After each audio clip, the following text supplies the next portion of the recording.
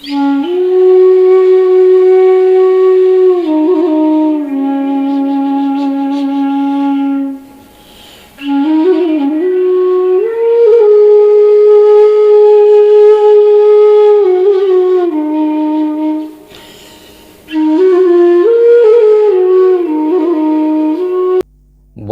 শ্রদ্ধা ও প্রণাম, ছোটদের স্নেহ ভালোবাসা জানিয়ে আজকের টপিক শুরু করা হচ্ছে।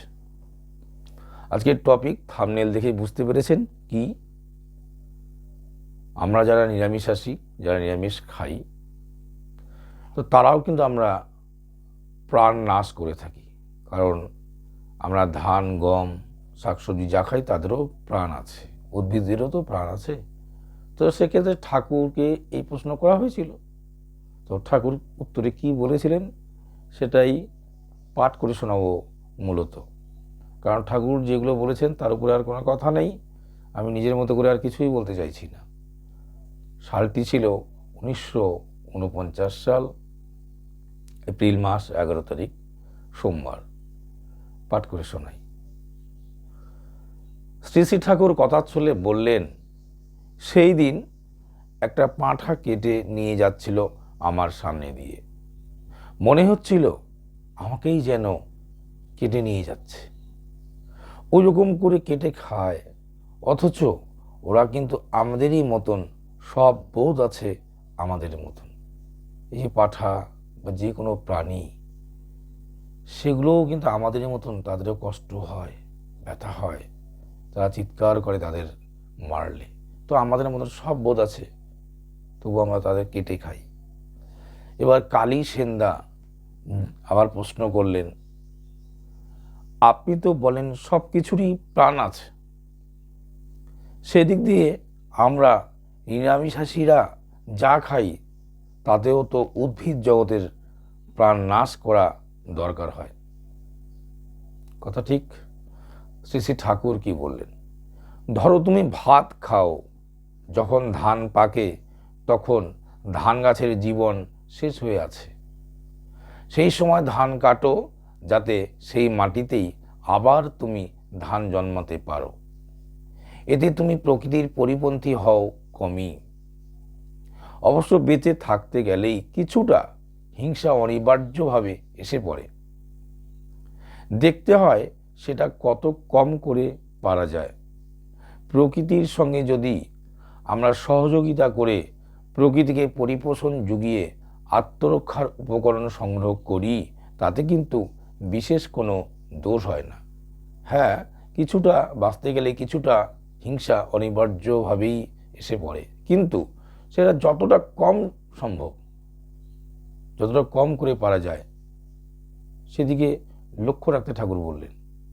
আর তাছাড়াও এই যে কোনো গাছ, ধান, শাক, সবজি যে আমরা কাটি, ধান গাছ, গম গাছ, সেই ক্ষেত্রে তাদের যে অভিব্যক্তি আর যে পাঁঠার অভিব্যক্তি, মুরগির অভিব্যক্তি, গরুর অভিব্যক্তি কিন্তু এক নয়, সেটাও দেখতে হবে। তাই আমাদের আত্মরক্ষার জন্য, বেঁচে থাকার জন্য যত কম করে আমরা পারবো, হিংসা কিছুটা করতেই হচ্ছে, কিন্তু সেটা যতটা কম করে সম্ভব। আমরা তো এরকম নয় যে আমরা নিরামিষ খেয়ে ভালো থাকি না, বেঁচে থাকি না, শরীর স্বাস্থ্য খারাপ থাকে, এরকম কিন্তু ব্যাপার নয়। কারণ যদি দেখা যায় যে অনেক বড় বড় খেলোয়াড়, এই যে বিরাট কোহলি বা আমাদের যে আব্দুল কালাম আজাদ ছিলেন, আইনস্টাইন, নিউটন, তারাও নাকি নিরামিষ খেয়েছিলেন।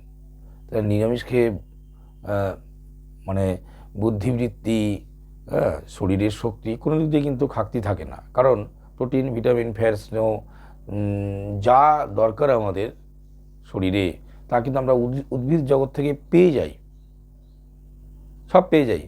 সত্যি কথা বলতে আমিষ খেলে বরং বেশি করে রোগ বেশি হয়। কারণ আমিষ কথাটাই এসেছে অম ধাতু থেকে। অম ধাতুর অর্থ হচ্ছে রোগ সৃষ্টিকারী। তো সেই ক্ষেত্রে আমি নিরামিষ খেয়ে যদি সুস্থ, স্বাস্থ্য, ভালো থাকি, আনন্দে থাকি, শুধু লোভের বশবর্তী হয়ে জাস্ট আমি জিভের যে টেস্ট বা লোভ, সেটাকে জয় করতে পারছি না বলে যে আমি ওই আমিষ খাদ্যে সারেন্ডার করছি, এটা আমাদের দুর্বলতা।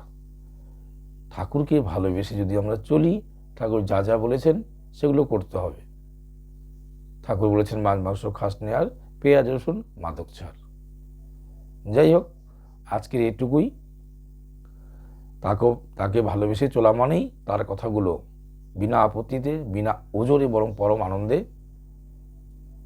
ব্যক্তিগত এবং পারিপার্শ্বিক জীবনে পরিপালন করে চলা। সবাই ভালো থাকবেন, সুস্থ থাকবেন।